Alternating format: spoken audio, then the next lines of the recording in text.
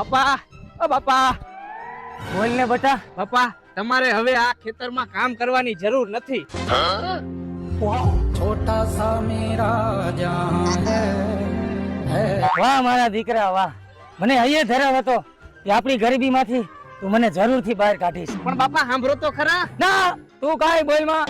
હે ભગવાન, હે મારા નાથ, તે મારી સામું જોયું તો ખરા હો. પણ બાપા પેલા મારી વાત તો સાંભળો. તું બોલ માં કાંઈ.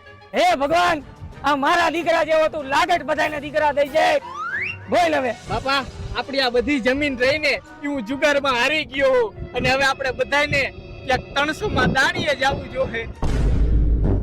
હે ભગવાન. હાલો બાપા હવે વાડીએથી સીધા દાડીએ ભાનમાં આવી જાઓ.